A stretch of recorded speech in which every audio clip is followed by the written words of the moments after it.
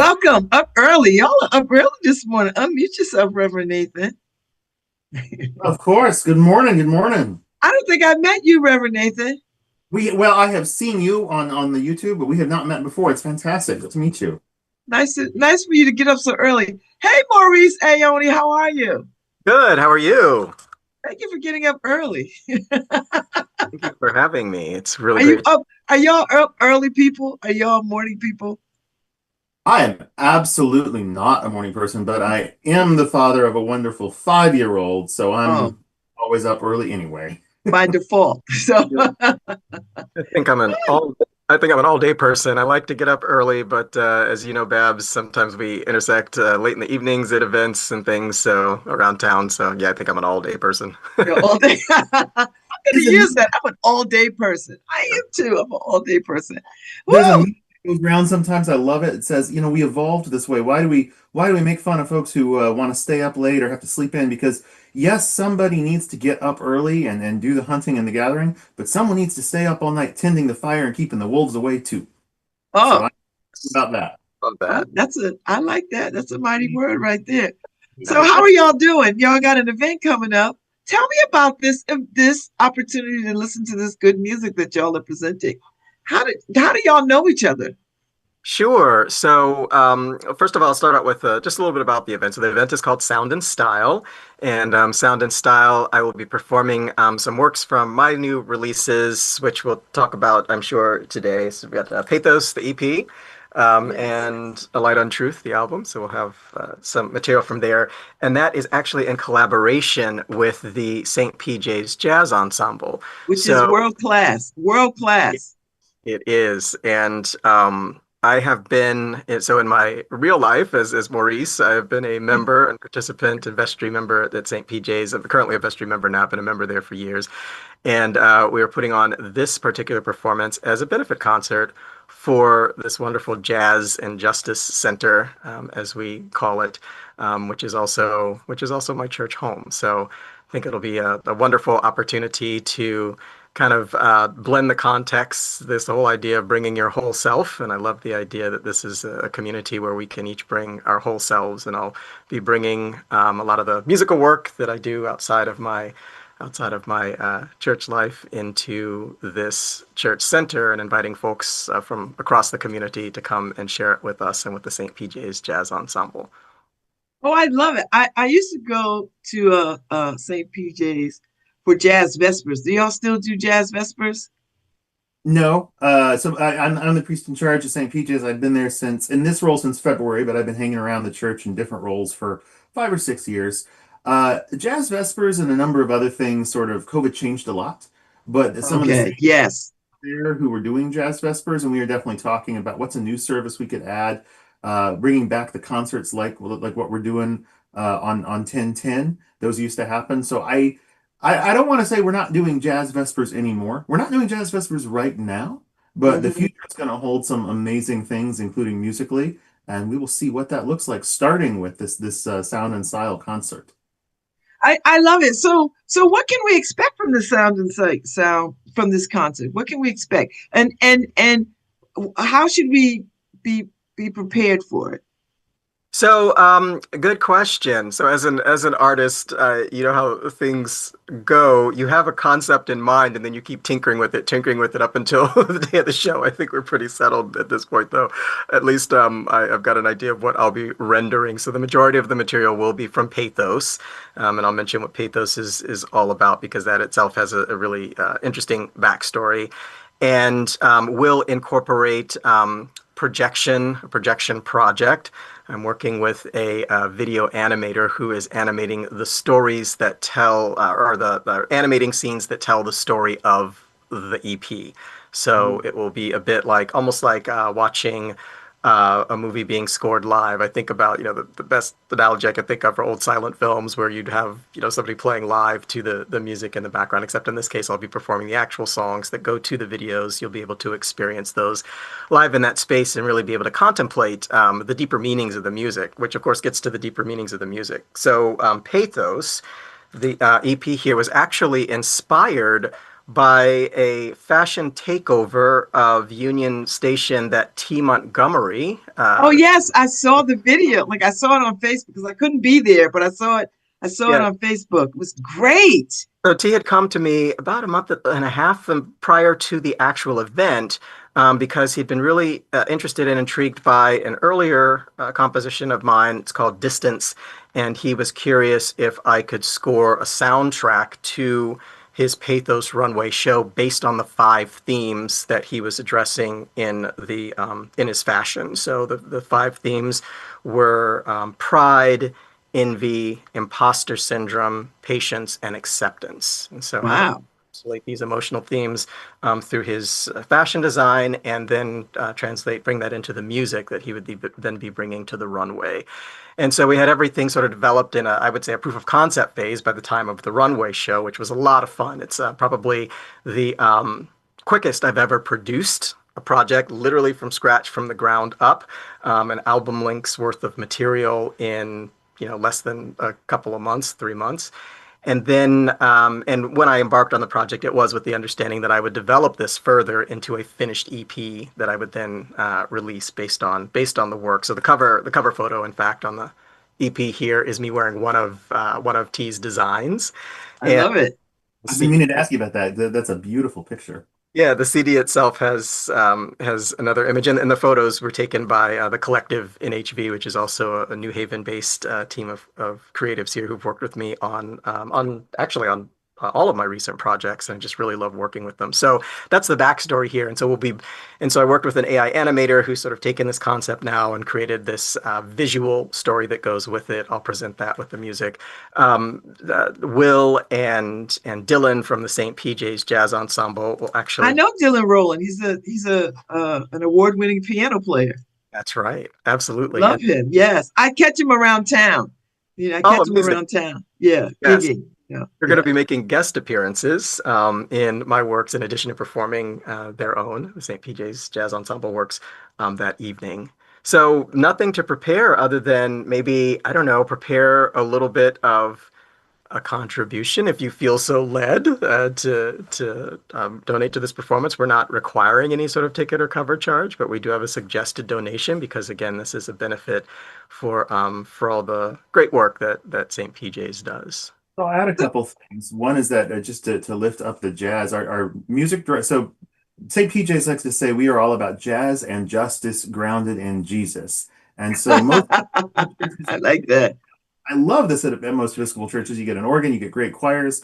3 of the Episcopal churches in New Haven are world class in that regard. But our music is jazz, maybe not what you're used to in an Episcopal church, but equally holy, divine, spiritual. And that's been the case for probably 20 years now. Will Cleary is our music director. Come any Sunday morning at 10:30 to hear Will and Dylan and others. We'll be blessing pets this weekend, by the way. You can come to church and bring Fido or Fluffy or Slither in the snake if you want, and I'll give it a blessing. You can hear jazz music this weekend. And so Will and Dylan, they'll be joined by, I believe, is Dante playing? Dante James, fantastic saxophone prodigy. Alec Peterson will be there on drums, I learned the other day. So going to be a lot of great jazz music to stir the. We say jazz infuses everything St. PJ's does. It's the music, but it's the spirit too. And I'm very grateful to Will for always reminding us that it's not a gimmick. It is spirituality. It's connected to every emotion and connects us to the divine. I will add that we're also going to have food for sale. We're going to be sort of a notch above homemade, but not quite at professional yet. Just some fantastic catering efforts that are moving towards restaurant level from a wonderful Jamaican family, but they'll be pulling on all sorts of diverse cultural elements. So that's going to be wonderful too. So just a whole evening with Ionne and Will Cleary, and I'm so excited for it. And this is October 10th at 6 o'clock. 6:30. Music starts. 6:30. We should say that the church, the formal name of the church is St. Paul and St. James Episcopal Church. If you're looking on Google Maps, we call it St. PJ's. That's at 57 Olive Street in Worcester Square on the corner of Olive and Chapel. You can't miss it. It's an imposing church that sits right there on the corner. If you go to Sally's of Beats, we're the big wall looming above Sally's parking lot. I'll say we've been there since 1840. So when Pepe's up the street from us turned 100 this summer, we're happy to wish them a happy birthday, but sort of looking at Pepe's Beats and thinking, oh, 100, you're still such a baby. I love that. So Maurice, is the Ionne, is the music, does it lend itself to a jazz flavor because this is your church and because this church roots are jazz? What's so interesting, and that's actually this I think speaks to one of the broader messages of St. PJ's and frankly the Episcopal Church in general that really appeals to me, especially in today's time. So I think about this message of inclusivity, and thinking about all of the sort of crossroads that intersect to make us who we are as whole people. This is not, for example, church music, religious music. I'll be playing secular music. I'll be playing my music, bringing it into this church space. And a lot of my music is informed and inspired by so many different styles, so many different genres. Somewhat intentionally, this particular project, Pathos, has Afro house roots, so roots in Afro house, amapiano. There's a little bit of amapiano on the project, R&B. And I think those styles lend themselves very well to a lot of improvisation. So there are various jazzy improvisational moments. There's a couple of spots specifically on the album where there are jazz soloists. They're on the album versions. They're played by guitar, and Will and I are experimenting with saxophone versions of that. So we'll see how that pans out by the night of the show. So I think the short answer is yes, there are heavy jazz influences and jazz intersections here in the project, and that is actually very intentional. I want to jump on that word inclusivity. I'm in such a good mood this morning. Back up first too. I meant to say about our jazz. So Will Cleary, our music director, really is of national renown. He has led the entire Episcopal Church at its triennial every 3-year general convention gathering. So when all the bishops and the whole church gets together for worship and government, Will has been in the band there leading the music for the worship nationally, and he tours with Theodicy Jazz Collective, which was started by a previous music director at St. PJ's in years past. So really is world class. But I'm so glad Maurice said inclusivity, and that is definitely in the bones and the DNA of jazz, but also St. PJ's. I woke up in such a good mood today. The Episcopal Church is part of the Global Anglican Communion. That's sort of our global denomination. The Anglican Communion is led by, and we are the only official Anglican church in the United States. Others have the name, but we're the Anglican presence. The Anglican Communion is led symbolically by the Archbishop of Canterbury, and as in England. And as of this morning, I woke up to this news about an hour ago. We have a new Archbishop of Canterbury, and her name is Sarah. So wow, congratulations. The first woman Archbishop of Canterbury ever. The Archbishop of Canterbury leads the third biggest global denomination. She meets with the Pope and the Orthodox Patriarch regularly. And so it's a woman now, and that's just fabulous. And we have 2 bishops in Connecticut. One is a married gay man, one is a woman. And so the leadership at St. PJ's is racially diverse in age. And so it's just a reminder that you don't have to believe what we believe to come. You have to be okay that we believe it and that we're going to teach it. But you can be anywhere in your spiritual journey. You can disagree with us on everything. But if you want a place to rest, to be challenged, to be restored and healed with music, it doesn't matter where you are on your journey. We believe that everyone has the image of God in them, and everyone is welcome, and that's all there is to it. So I love that. Amen. That's a good thing to kick off a good weekend with. So Maurice, do you perform at your church? Is there a choir? Like, are you part of the musicality of the church? I am part of the musicality of the church on a volunteer basis. There is no choir, but I am, I guess in church terms, we would call that person the cantor, but, singing the jazz and gospel versions of the hymns and songs that we render there, I think, yeah. Sort of vocally leading everyone else in worship, showing us what the vocally medley. leading the worship, yes. Vocally leading the worship. Oh, I would come just to hear you sing. Well, I appreciate that, and we would love. I think you have a very beautiful voice. I was struck by that just recently when I heard you somewhere, and I thought, oh, Maurice, you can sing. Because I'm used to you just playing the music. I'm not used to you playing. I mentioned earlier our intersections at evening events. That was an event at it was the Schwartzman Center at Summer at the Well. Yes. one of the artists, it was at AZA also, had just kind of sort of opened it up to the audience to come up and sing a line from a song that he had. And Maurice just went up there No, and but blew. the song Everybody's was so like, beautiful. The song was "What so is beautiful. I going just on?" and if he hadn't if they hadn't taken the microphone from me, I was really getting into it. You were about to have a Christina Aguilera moment. I was gonna start with the mic.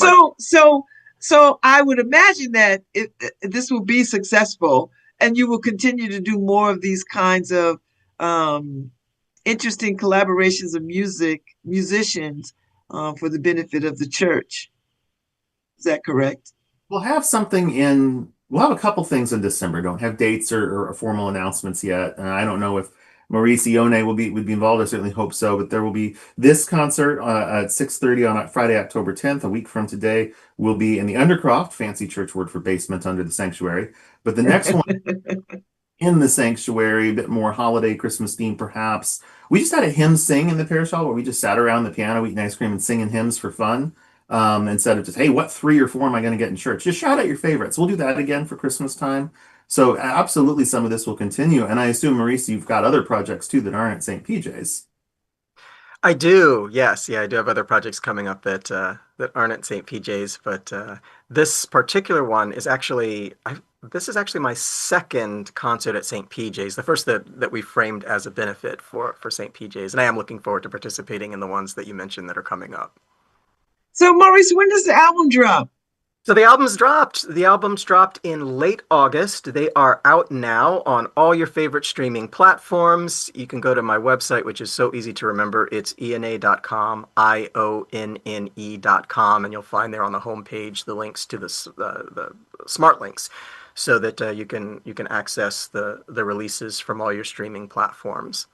I love it. So what was the best thing about this project? Like what did you love most about this? And how long were you thinking about this? Like, were you thinking about this before the big fashion show at Union Station, or did that just add to what you were already gonna do? Was not even on my radar. And this is the point where I have to mention the second project, which is the full-length album. It's called A Light Untruth. You can see it here.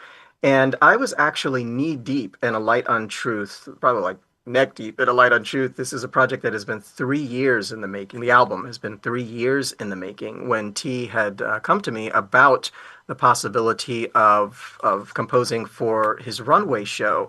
And I actually put things on hold to shift my attention to this, because to T's project, because the creative brief that he had put together was so inspiring, and it was just one of those things where, from the moment we sat down over coffee to discuss this concept and he had presented it to me, it was like the songs had already started to write themselves. In my head, I already had a very clear idea of the overall concept and just needed to sit down and start writing. And I think within that first week after our conversation, I had sent him a demo of the first song for the release, and was already working on the second, and so things just flowed very quickly from there, which is unusual. And when inspiration sort of hits like that, you have to turn your attention to it and act on it. So Maurice, tell me about Pathos.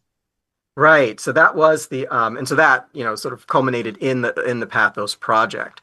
So once the Pathos project was done, it was on the runway, and the release was, and I was planning on the commercial release. I also had gone back then to put the finishing touches on A Light Untruth, this project again that had been 3 years in the making, and knew that I wanted them out before the end of fall. Just found an optimal date in August, I believe it was August 29th, and decided that I would just release them together as a double release. There was no reason to hold up one for the other, and so I released them together as a double release. I love it. Okay, so Reverend Nathan, you said you got here in February. Where are you from originally? Well, I've been in New Haven for 10 years now. Originally East Texas and then North Idaho. And I claim, even though I'm very different than you might expect from someone from those areas, I love them both, but I claim them as home. But I've been all over New Hampshire, Nebraska, New Orleans for a while after the storm, Washington, D.C., where I met my wife and we came here. And even though I've never lived there, Tucson, Arizona is where my family is and feels like home. So a little bit of everywhere. And how you liking New Haven so far? And you got to square up on the pizza wars. Who Yeah, you picking? I have a favorite. I kind of don't want to say it and chase away half my church, but I everyone's allowed to have an opinion. You're allowed to have your favorite place. You can, and you know, there are people who love Sally's, and then there are people who are wrong. I love like I love Delenia. I love is it the parties in West Haven. We get next. We used to get next door a lot. It closed. We no one knows that Gagliardi's in North Haven is the Mm. best. That's in delivery radius of my house. I live in Hamden, so we get Gagliardi's a lot. It just that there are what 20 or 30 pizza places in town that are better than anything a typical town of 10 or 20,000 people have. So like the pizza per person, you know, the population. What's the word I'm looking for? Is just amazing in New Haven. I You love it. have really immersed yourself in these pizza wars. Love that original pie though. You when you don't get it with the moots, you do the original. The sauce pops so wonderfully. Sally's is amazing sauce. I know Frank Pepe used to go to Italy every year to pick the tomatoes, what were the best tomatoes that year to make his sauce out of. And I've just never had better sauce than I've had in New Haven. And I've been ordering extra sauce on my pies, you know, my whole life. So that's a wonderful discovery here. Did you get a chance to see the pizza play this summer at the for the Festival for the International Arts and Ideas? It was I based on Frank Pepe's life. No, I missed it. It would have been amazing though. And There was three. I It ran 3 weeks during the International Festival of Arts and Ideas. I was in it, so it was oh, really I hope it it's was safe. an I missed amazing the run. giant party in the green the other day too. A 5-year-old, the timing didn't work, but I do celebrate all the pizza here in New Haven. So I've been here for a while. You know, we moved here for me to attend seminary and grad school. I went to Yale's Divinity School, but also Yale's Forestry School for religion and ecology, looking at climate science and faith together. And then I had a job when I graduated that was national, but my wife worked here, and now I have a job that's here, and she's got a remote job. We keep switching who we're here for, and I think maybe we'll just stay for my daughter because she was born here and it's her home. So Okay, weird to be okay. New England Yankee baby after I'm from Texas, but I love it for her. So it's a Uh, great place to raise a kid. it's a good place to raise a kid, I think. I will say my last job, I've been here for a while, it was a remote job. I was the director of a national organization called Faithful America, which I don't represent anymore, to be clear, but that is a progressive Christian group with 200,000 members that is fighting white Christian nationalism, standing up to fascism, resisting authoritarianism, resisting the hijacking of Jesus's name to hurt people. So that's not, you know, standing up to Franklin Graham and the politicians he supports. You know, I'm at a church now. We're not going to be partisan. We'll be political. We'll engage in the issues to help people. But as a C4, Faithful America could actually oppose Trump. We were taking a big 15-foot golden calf balloon that looked like Trump to a lot of his rallies and protests. So if you're looking for a church that does resist white Christian nationalism and tries to replace all the horrible oppression things we see today with love and community, with jazz and justice and Jesus, I mean, that's St. PJ. So that's where I was before the church, but it's where the church is too. I love that. Well, you had me at jazz, but I might come for the justice. Oh, I just learned. So we should give Loaves and Fishes a plug. Loaves and Fishes is a fantastic food and clothing pantry, separate organization based in our basement. The church founded it, but it's now a separate nonprofit. But that's justice at a local level. Sunrise Cafe likewise works out of the basement. But in the past, I've learned that IRIS, the Immigrant and Refugee Services Organization, where my wife used to work, they were started by the Episcopal Diocese here in Connecticut, but they worked out of St. PJ's for many years. And I just learned we founded the neighborhood music school as the neighborhood Yes. school to teach immigrants, but it was spun off and is now the neighborhood music school. So community involvement, justice nationally and locally has a long history at St. PJ's. I've even been told that the Black Panthers used to have meetings in the church in the 60s. Mm-hmm. So you've got a rich history to stand on. Building on the shoulders of giants. I mean, the richest history was 2,000 years ago, right? With the little baby born in a He's gonna preach this to a morning. working I class I kid. love it. Listen, you know what? People are gonna come to his church now because they're hearing him and they're like, I had no idea. I had no idea little Episcopalian church up there is that bold and that bad ass. I love it. Well, And that's is that why you go there, Maurice? Yes. Because of the Jesus, justice, and jazz. Absolutely, absolutely. But I do have to admit, it was the jazz that drew me in. So I discovered St. PJ's for myself. It was actually during the pandemic, and I was still very new to New Haven and looking around for a place for a worship community, and found their online services. They're offered online, And as soon as I could get back to an in-person service, went to check it out and have been there ever since, and really have loved it, and was very quickly was able to get involved and find myself at home there. So yeah. Oh, I Come love again, it. jazz, stay for the justice, feel Jesus' love in all of it. And if you do that this weekend, bring your pets. I won't make it for the pets, but I will pop in there in the next couple of weeks. I'm in law school, so my time is Right. challenging. How much Uh, time do you have still in law school? Oh, I just started, so I'm 1 month in as a Oh, 1L. Oh, 1L. Oh my gosh. luck. Prayer for you. Yeah. Please, please. So one of my predecessors as the priest in charge of St. Peter's was the Reverend Harlan Dalton. Oh And yes, he is legendary in town. Harlan's fantastic, and he was a Yale law professor. But speaking of pets and law school, in addition to church at 10:30 on Sunday, Harlan and I will be in Worcester Square Park Saturday morning, 9:30 to noon, just standing there in our albs blessing pets. It's a drop by blessing. So it's part of the service Sunday, but if you're out for a walk in Worcester Square, come get your pet blessing from Harlan or me on Saturday as well. Oh, that's lovely. And it's nice to see Harlan still connected to the church in that way. He'll be. I've also invited him to celebrate and preach at All Saints Day. So that's one of the 3 or 4 big holidays of the church year, and that's the first Sunday in November. So we stay in touch with Harlan. Harlan's a dear friend. I went to your church a couple of times for Mardi Gras. Are y'all still doing Oh Fat yeah, Tuesday, that, pancakes that and came back. sausages? That That came back in person this year. I think that was the first in person one since before the pandemic. But the Jazz Collective plays, and we enjoy some fantastic Cajun food, and it makes me wish I was back in New Orleans. It's a good time, and the other in that jazz tradition, every Palm Sunday. I mean, Easter's the big Sunday, right? But musically, we really get into it a week earlier on Palm Sunday with a New Orleans style second line parade around the Worcester. oh, So the jazz band leading us in procession throughout Worcester Square before we return to the church. So oh Mardi Gras on Sunday or you are inviting me in ways that are speaking to my spirit. and I mean, I'm a UCC person, right? I'm a big UCC, which is one step above Quaker. hey, no, UCC is great. So many great UCC classmates in seminary. Jack in Hamden is doing great work at the UCC church. Yes, Or I shouldn't just single out the pastor. I mean, everyone in that church and Church on the Green. So absolutely, I love the whole body of Christ, every denomination, but also just, I mean, whether you're a Christian or not, we're all God's children.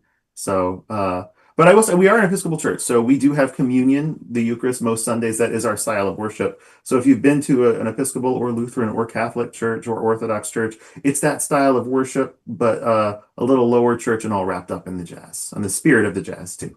I love it. So Maurice, are you gonna have did you have a launch for the new album and the EP? Did you, or did I miss that? No, you didn't miss it. We moved so quickly into the St. PJ's event that I honestly didn't have time to plan a formal launch party. So we'll just call this the launch party, right? Because in many ways we're celebrating its public debut.